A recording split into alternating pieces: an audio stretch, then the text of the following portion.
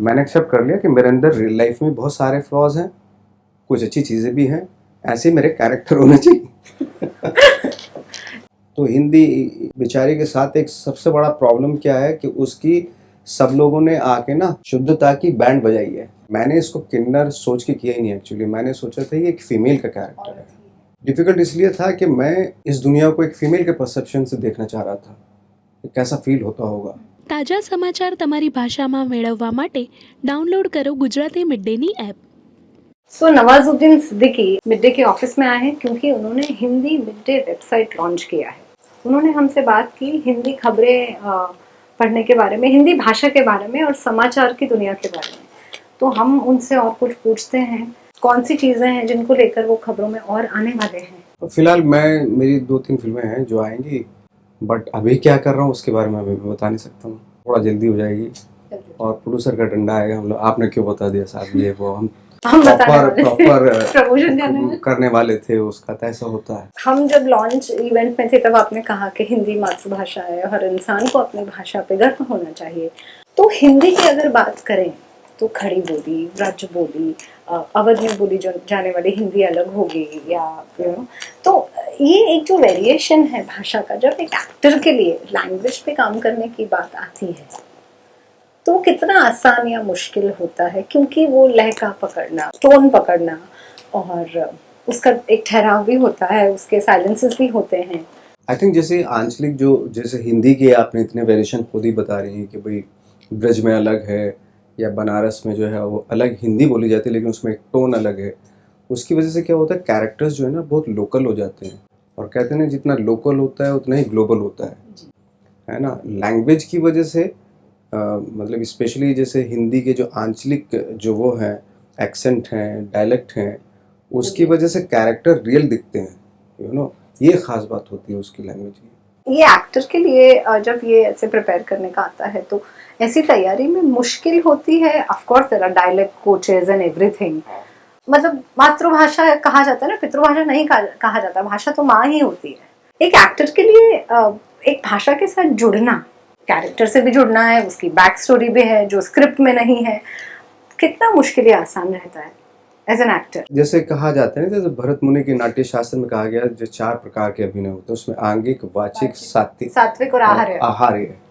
तो डेफिनेटली वाचिक एक इम्पोर्टेंट पार्ट है एक्टिंग का, और जितना आप उस लैंग्वेज की लोकल उसमें जाएंगे, यानी कि जितना डीप जाएंगे, तो आपको डेफिनेटली उतना ही कैरेक्टर को पकड़ने में हेल्प मिलती है। तो है, ये फैक्ट तो है। और ऑफकोर्स चूँकि मैं बिलोंग करते हैं, हम हिंदी भाषा से बिलोंग करते हैं, हमारी मातृभाषा वही है, तो मेरा इतना वो रहता है कि जितना हो सके जैसे स्क्रिप्ट है वो देवनागरी में हो, और जितना बातें कर सकते हैं हिंदी में जब सेट पे होते हैं, क्योंकि हिंदी में फिल्म बना रहे हैं हम लोग, है ना। हाँ, अगर हम साउथ में हैं तो that is a different thing, कि फिर आप सब लोग चाहे कन्नड़ भाषा है तो उसमें बात करें। लेकिन देखिए ख़ास बात यह है कि अगर कन्नड़ में आप शूट कर रहे हैं, फिल्म कर रहे हैं, सारे जो है ना उसी भाषा में बात करते हैं। तमिल में कर रहे हैं तो तमिल डायरेक्टर भी, एक्टर भी सब तमिल में बात करते हैं। ये हमारे हिंदी के साथ पता नहीं क्या है, मेरे को समझ में नहीं आया आज तक कि हिंदी में फिल्म बना रहे और what I am thinking about this character, बात इंग्लिश में कर रहा है, कैसे समझ में आ गया भाई उसको। इसीलिए जब फिल्में में देखते हैं हम लोग, तो कौन सी लैंग्वेज है तो हिंदी, बट यार मेरे आसपास के जो पड़ोसी हैं या मेरे कस्बे के या मेरे शहर के जो लोग हैं, वैसी तो भाषा नहीं है, ये कुछ और ही है। तो हिंदी का जो है ना एक बेचारी के साथ एक सबसे बड़ा प्रॉब्लम क्या है कि उसकी सब लोगों ने आके ना उसकी शुद्धता की बैंड बजाई है।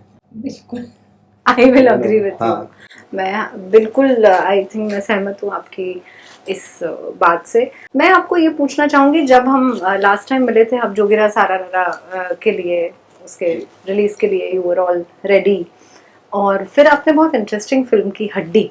वो रोल कैसा रहा, वो किरदार प्ले करना?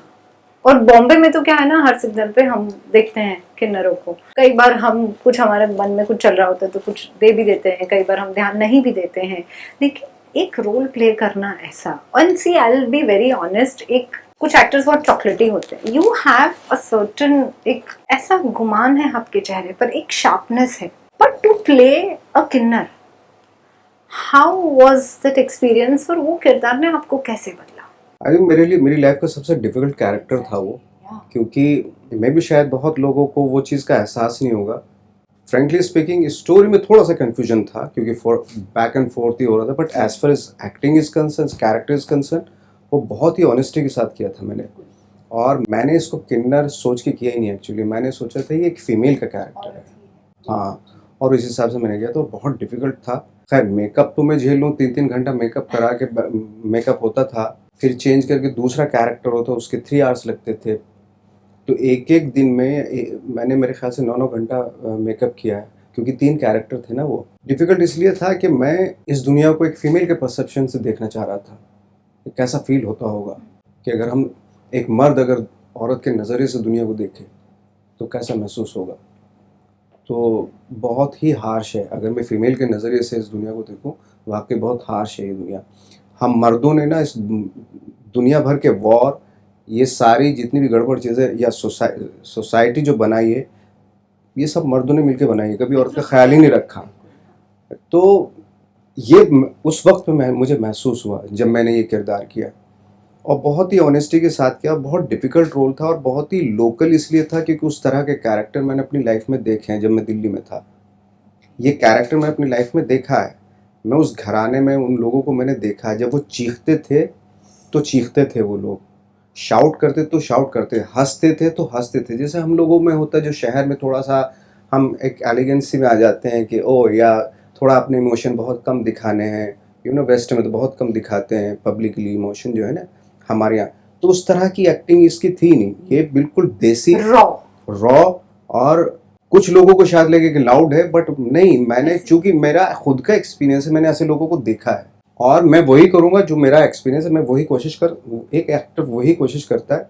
तो इस लिहाज से कि थैंक गॉड कि मैंने जिन लोगों को अपनी लाइफ में देखे, मैं उनको पोर्ट्रेट कर रहा हूँ आज इंडस्ट्री में, तो मुझे खुशी इस बात की होती है, बस और कुछ नहीं।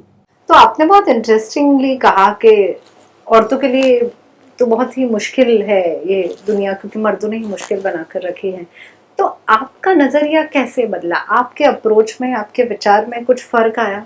ऑफ कोर्स बहुत फ़र्क आता है, और गौर करेंगे मैंने अपनी लाइफ में सबसे ज़्यादा अच्छे, आई थिंक मैं पहला एक्टर ऐसा हूँगा जिसने सबसे ज़्यादा फीमेल एक्टर डायरेक्टर के साथ काम किया है।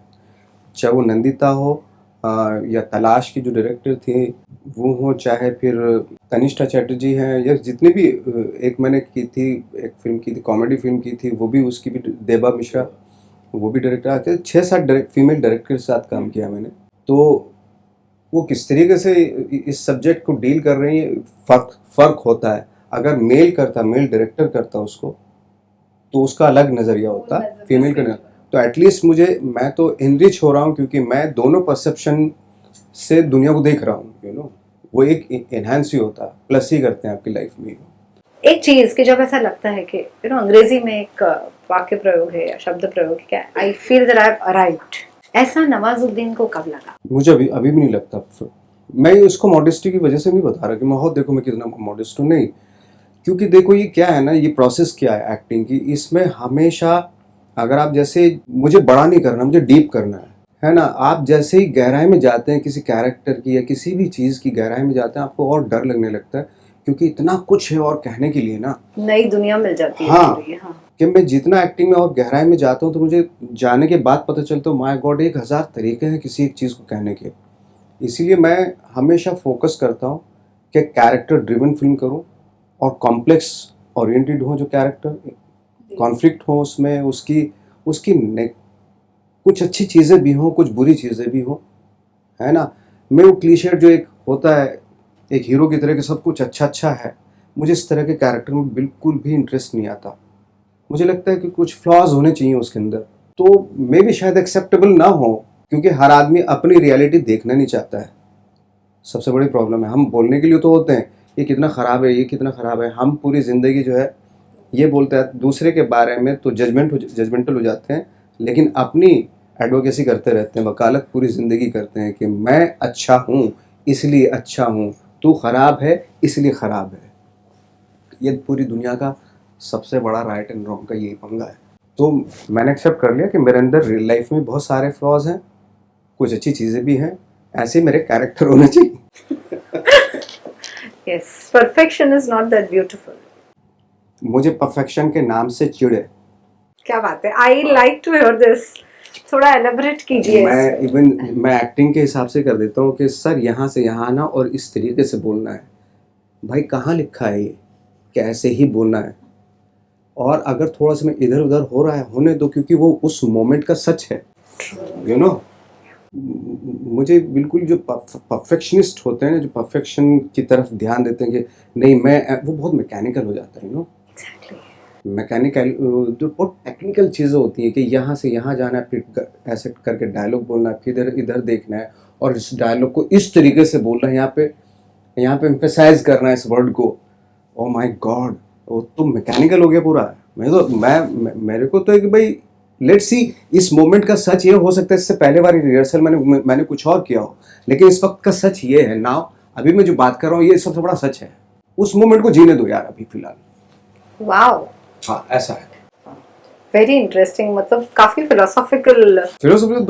हमने तो प्रैक्टिकली कर करके देखी हैं चीजें, पता चल जाता है कि वो तो टेक्निकल है, बहुत मैकेनिकल है। आप के तो बहुत सारे फैंस हैं, आपको खुद को कौन से एक्टर्स अच्छे लगते हैं, किनका काम अच्छा लगता है? मुझे बहुत सारे एक्टर हैं जिनके काम मुझे अच्छे लगते हैं। जैसे एक विनीत है, विनीत कुमार, जिसने मुक्केबाज की थी, मैंने अभी शेयर भी किया था उसका, मुक्केबाज की थी उसने। बहुत सारे एक्टर हैं। एक लड़की है जो मुझे बहुत कमाल की एक्ट्रेस, लेकिन उसको शायद कोई जानता नहीं है।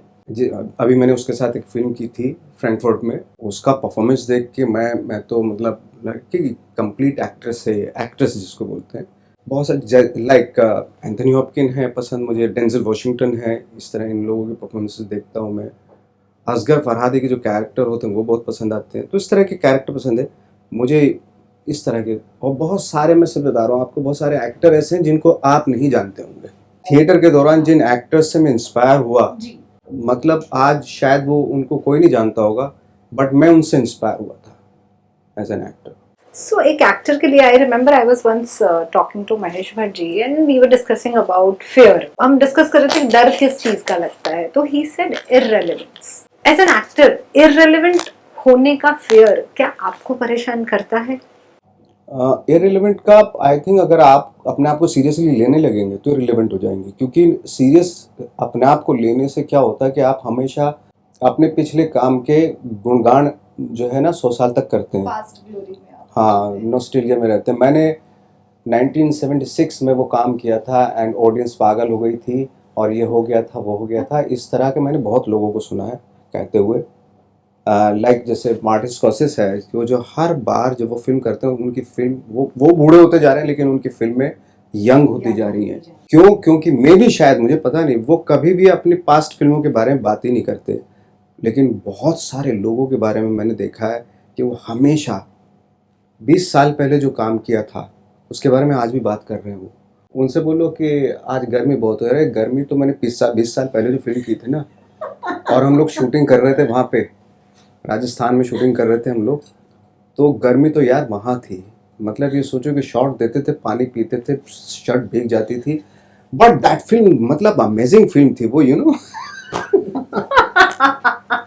मतलब आप दुनिया की कोई भी बात करो, they have a reference, वो कहीं ना कहीं से वो ले आएंगे उनको, क्योंकि उसके बारे में बात करें तो वो एक बात बताओ, वो इररिलेवेंट नहीं होगा तो कौन होगा बताओ? वो आज की दुनिया को एक्सेप्ट कर ही नहीं रहा है, आज के सिनेमा को एक्सेप्ट कर ही नहीं रहा है ना। जो आज जो वर्ल्ड में सिनेमा आ रहा है, जो भी फिल्में आ रही हैं, उनको हम एक्सेप्ट कर ही नहीं रहे। क्यों? क्योंकि जो पास्ट की ग्लोरी है हम उसमें रहना चाहते हैं, हमें नहीं देखना अब दुनिया में क्या हो रहा है, हम नहीं जानना चाहते। हमने जो शत्रुमुख की तरह, हाँ, अपने बबल में रहना पसंद है। भाई मैं हूँ, तू मान ना मान, मैं हूँ। अगर आपको मैं पूछूं कि नवाजुद्दीन सिद्दीकी को क्या आप जानते हैं, क्या उनके बारे में कुछ बता पाएंगे? मैं खुद ढूंढ रहा हूँ अपने आप को, मैं सच बता रहा हूँ, मैं खुद जानना चाह रहा हूँ अपने आप को।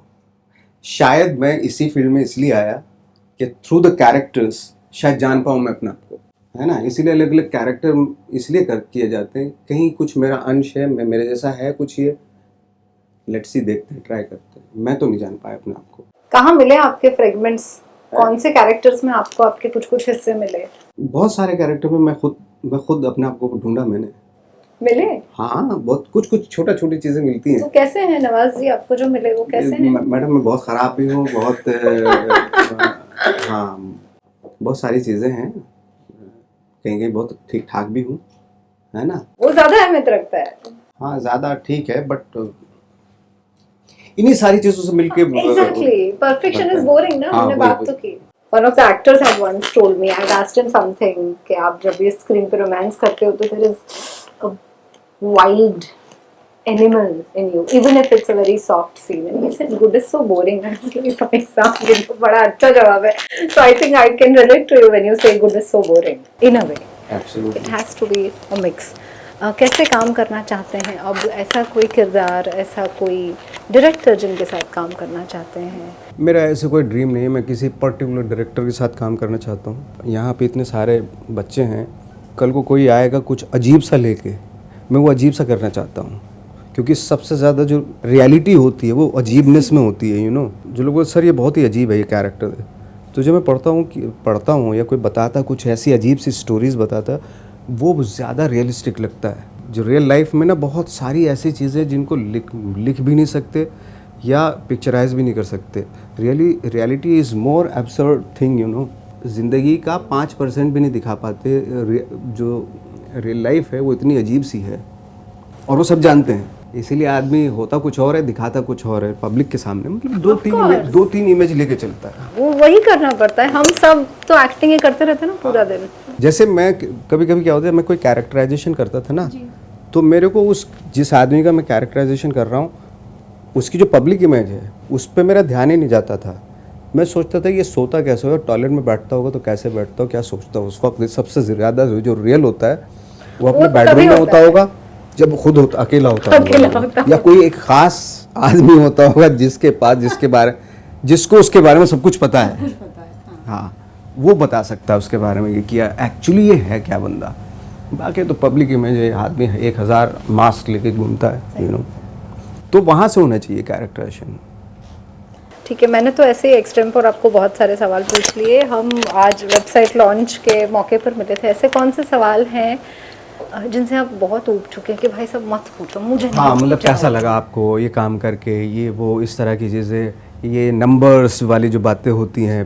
पहले हमारे सामने होता था ऐसा कि मैं जब गुजरात में था, बड़ौदा में, किसी ने मेरे को आके बोला एक पिक्चर रिलीज़ हुई, क्या एक्टिंग है सर, देखना चाहिए। मैंने क्या ऐसा क्या कर दिया भाई। तब हमारा इतना ज़्यादा, हम तो थिएटर ही करते थे। किसी ने बताया फिल्म देख के आओ, परिंदा है। हम लोग परिंदा देखने गए तो नाना पाटेकर के देखो, माय गॉड ये यार तो अजीब सी एक्टिंग है, ये तो कमाल है ये तो। उसके बाद किसी ने बताया एक फिल्म आई, वो एक लड़की ने फूलन देवी का रोल किया, क्या काम किया है। हमने देखी, माय गॉड मेरे गूज़बम्प हो गए थे फिल्म को देखते हुए, बैंडिट क्वीन को। उसके बाद सत्या देखी, क्या एक्टर ने काम किया। तो हम लोग ना, परफॉर्मेंस होती थी, लोग बातें करते थे, इसलिए देखने जाते थे। आज कितना पैथेटिक हो गया, लोग बोलते हैं इतने करोड़ हो गए हैं, चलो देखने चलते हैं। बोलो व्हाट इज़ द क्राइटेरिया देखने का यार। वो फिल्में जिनको परफॉर्मेंस होती थी उनको फिल्म वो भी आज भी हमारी मेमोरी में तरोताज़ा है। तो मैं ये कहना चाहता हूँ कि जो नंबर्स वाला गेम है ना, ऐसे सवाल इससे आपको आपका अखबार अगर मैं बचा सके तो बहुत अच्छा है। बिल्कुल right about the performance, and लोगों को लगे कि हाँ एक सिनेमा अच्छा, हर आदमी को दरकार है एक अच्छा सिनेमा की अच्छी परफॉर्मेंस जैसे होती थी हमारे यहाँ पहले type. Thank you very much, it was lovely talking to. हम चाहेंगे कि आपको कभी बुरे सवालों का जवाब ना देना पड़े, वरना क्या होता है ना कि जैसे एक फॉर्मूला रिपोर्टर्स पे भी लग जाता है, जर्नलिस्ट पे भी लग जाता है कि सब ऐसे ही सवाल करते हैं। अब सबको पता होता है कि अच्छा ये सवाल होंगे, और वो मैं सोता हुआ उसका जवाब तब भी बहुत अच्छा लगा मुझे। बहुत मेहनत की थी मैंने। आई होप हमारे सवालों के जवाब में आप सोते सोते जवाब नहीं दिए। आपके तो खैर इस तरह के सवाल होंगे तो कौन किसको नहीं अच्छा लगेगा, जिस तरह का आपने सवाल। Thank you very much, it was lovely having you and thanks a lot. Thank you. Subscribe કરો Gujarati mid day. Bell icon પર ક્લિક કરીને મેળવો તમામ વિડીયોના ડાયરેક્ટ નોટિફિકેશન.